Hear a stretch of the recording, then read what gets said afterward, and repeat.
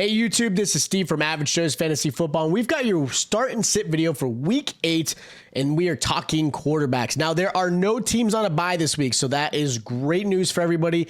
Unless there are injuries that you're dealing with, you should have the team that you originally started with, or at least made some trades for, right? So this is going to be a lot easier for your lineups. Hopefully this video helps you guys determine who you should start and sit. Maybe you're kind of uncertain based off of a matchup, or maybe you've got two of these players we're talking about.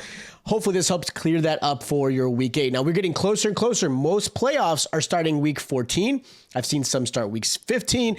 So we're not too far off. We're about a month and a half away. So again, make sure you guys are paying attention to these videos. Make sure you guys are subscribed. Like the video as well while you guys are here, and let's talk it. So these are your obvious quarterbacks. I don't have many, but these are your obvious quarterbacks. It's either matchup or they're just the QB1 no matter what's going on. These guys should be in your starting lineup. Now, the first quarterback I do like this week is going to be Derek Carr versus the Colts. I get it. He's not a sexy name, right? But you're trying to win. At this point, we don't care what they're doing in the NFL. We don't care if the Saints are losing or winning.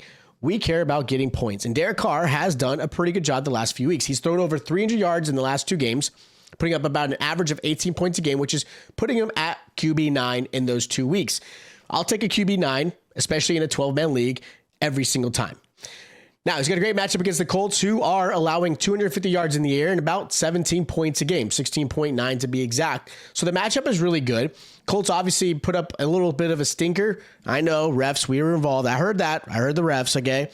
But Colts actually looks really good offensively, which means if they're doing well offensively, that means the Saints have to match that type of energy, which is going to keep Carr on the field and trying to score. So that is always about the matchup. If the Colts can score like they did this past weekend, then I'm looking forward to Derek Carr trying to do another 300-yard passing game.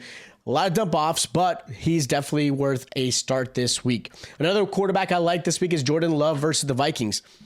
What an ugly game for Jordan Love, right? You going against the Broncos, who I think, like myself and probably others, who had expected a better game out of Jordan Love coming off of a bye. A Broncos defense that has struggled. Let's be honest, they're not great. They have improved, but they're not great. And Jordan Love didn't put up the points that we had all expected, right? He did put up 16 points. He threw 2 touchdowns, so it wasn't horrendous. And unfortunately, they did not get the win. The Broncos pulled off the victory. But he does have a good matchup against the Vikings. Vikings are a team that has allowed a lot of passing yards. Now, they did a good job against Brock Purdy on Monday night. So we'll see if this is a turnaround for the Vikings. I don't expect much. Vikings are allowing 17 points a game. So that's kind of where I see Jordan Love in that 17 to 18 point range, putting him in the top 12 as far as a starting quarterback. You should be putting him in your lineup. Another quarterback I like this week is Joe Burrow versus the 49ers. Now, I can see why some people are nervous with Joe Burrow, right? He hasn't been great this season. His calf injury has definitely hindered him and affected him. He's slowly getting healthier, and he's coming off of a bye week, which is huge. Not only are they planning 2 weeks against this 49ers defense, but it's giving Joe time to heal. A healthy Joe is definitely the better way to go. And on top of that, the 49ers just gave up a crazy stat number, over 450 yards on offense against a Vikings team that, yes, they have the weapons, but didn't have Justin Jefferson. You're going to have a full squad offensively for the Bengals. So even though the 49ers are a good defense, and I don't think they're a bad defense, they just had a bad game, this is a performance that I think Burrow can really perform strong and be in a top 5 type of performance. So I like Joe Burrow a lot. Ignore the matchup at this point. Joe Burrow should be in your starting lineup. Now, the last quarterback I'm going to mention as a good start is C.J. Stroud versus the Panthers. Rookie versus rookie. This is exciting, right? It's going to be a nice little fun game. Bryce Young versus C.J. Stroud, the 101, 102. This isn't going to change how these players really are for their career. People are going to make a big thing about it. It's going to be talked about in media. It's going to be talked about in pre-games. And I get it. It's all about the excitement, right? Who's going to be the better quarterback in this game does not determine their performance for the rest of their careers. But if you guys have been watching and following this channel, I have been a huge CJ Stroud fan. I thought he was going to be the better quarterback going into the season and possibly career. And I still feel that way. I think he's done a really good job. He's looked really good. He looks like a vet. Even though this team isn't great, he's done a really fantastic job. On top of that, the Panthers defense isn't great, right? Panthers are allowing about 15 to 16 points a game. Stroud is averaging 17.3. So the matchup's pretty good for him. It's going to be a fun game to play. Stroud's back from his bye. Put him in your lineup. Now, the first quarterback I'm going to sit this week is Geno Smith versus the Browns.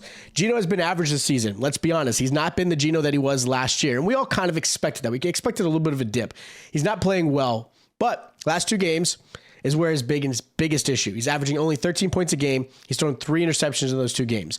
So not only have you had a Geno who has not played great, is now playing worse in the last 2 games. Now going against the Browns defense, yes, I get it. They gave up a huge amount of points to Minshew, which is not something normal, even though the GOAT did his job, put up 38 points. That's not going to happen again. Like this Browns defense is really good. You saw what Myles Garrett was able to do by himself. And there's a good chance Metcalf misses another game. Now, Jackson and Smith and Jigba is definitely a really good matchup. He's got the ability to really stand in really well for Metcalf, even though Metcalf's not playing. So it's not a huge drop off, but this matchup's really tough, right? Like this is going to be a game that's going to be coming down to running the ball more so than passing, especially with the whole Watson injury. It's going to be PJ Walker versus Geno Smith. Yes, Geno's the better quarterback, but I'm not starting him this week. Another quarterback I'm sitting this week is Baker Mayfield versus the Bills. Buffalo did just give up their most points against the quarterback this past weekend against Mac Jones. They gave up 20 points.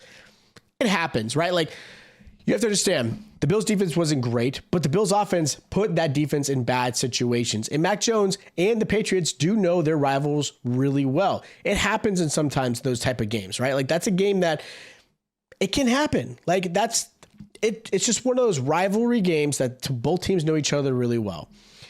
With that said, the Bills defense is really good, right? Mayfield's way too inconsistent to play him against a tough defense like this.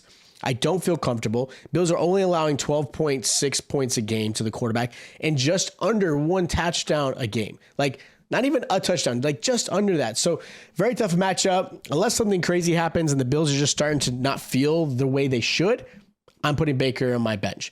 Another quarterback I'm sitting this week is Matthew Stafford versus the Cowboys. Cowboys are coming off of a bye week. That's never usually good for a team that doesn't have the same amount of time to prevent any type of changes in their game plan. Stafford does have a lot of good weapons, right? Like Puka, great, really consistent.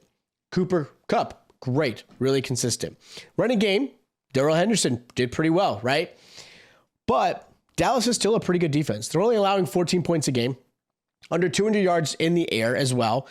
And Dallas has created quite a bit of turnovers. Like they're averaging about an interception a game. You know who throws an interception a game? Matthew Stafford. Stafford is definitely one of those quarterbacks who tends to throw an interception because he likes to go deep. He's got that Favre mentality. He's just gung-ho, wants to try to make a big play. And with that said, Cowboys can definitely take advantage. They're going to have the week off to kind of get a little bit healthier. And again, prep. Stafford's definitely sitting. The other quarterback is Dak Prescott. Now, I love Dak Prescott. Don't get me wrong. But this matchup, I feel, is actually pretty tough. I'm sitting Dak if I can.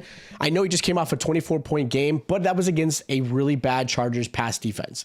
And he still didn't put up the points that I had hoped. A lot of it's just the conservative play that Mike McCarthy is doing. As a Cowboy fan, it's a little frustrating, but I understand it. We're all about winning, right? That's all that matters in the NFL is winning. Now, in fantasy, I hate it. Okay, you guys can comment how you want, but I don't like that as far as fantasy. Dak is one of my favorite fantasy quarterbacks until this year. He is just unreliable because of the way this offense is playing. They're too conservative. They want to make smart plays, which is, again, nothing wrong in the NFL, but in fantasy, it's going to hinder him. Rams are a pretty tough defense. Again, they're only allowing 220 yards passing. They are allowing about 16 points a game, so maybe Prescott can get you close to that, maybe squeak to the top 12, but I don't think so. I think it's going to be more the QB 15 to 18 range. So I'm sitting him this week if I can. Now, my sleeper of the week is Bryce Young versus the Texans. Now, speaking of that rookie versus rookie, I sneakily like this matchup for him. Bryce is definitely going to have a lot to prove. He's playing at home. He's playing against his counterpart in C.J. Stroud because they're going to be linked up. That's how it works in the NFL. They're always going to be compared to each other. And again, Texans do allow 16.4 points a game. They're allowing over 250 yards in the air. So this is a matchup that I think Bryce can do really well. He's got a great weapon in Adam Thielen out on the outside. His old age is just, he looks like a rookie again. He's playing fantastic. They might have Miles Sanders back. We'll see. But Chuba Hubbard actually did a pretty good job filling in. So that's actually been helpful for Bryce Young. Now, Bryce does need other weapons outside of Adam Thielen. So obviously the Texans are going to look to stop Thielen, and the Texans are a little bit better defense, but they are still allowing enough points that I think Bryce Young could sneakily get into that maybe the 12-13 range this week in the quarterback rankings. So again, nice little sleeper if you need to, maybe if you're in a double quarterback or a super flex, I'm looking to play him this week. So that's my start sits and sleepers for week 8. If you guys do have questions for your lineup, hit us up in the comments down below. If you guys haven't already, check out our waiver wire video. Kareem Hunt is your absolute grab you should be going after this week. Check out our other players there too. If you guys do have questions for trades or anything else like that, hit us in the comments down below. If you guys are new to the channel, make sure you guys are subscribed and make sure you guys' notification bell is on, because we'll be dropping videos just like this and others to help you out with your fantasy season. If you guys enjoy the content, make sure you hit the like button, check out our waiver wire video, and I'll see you guys next time.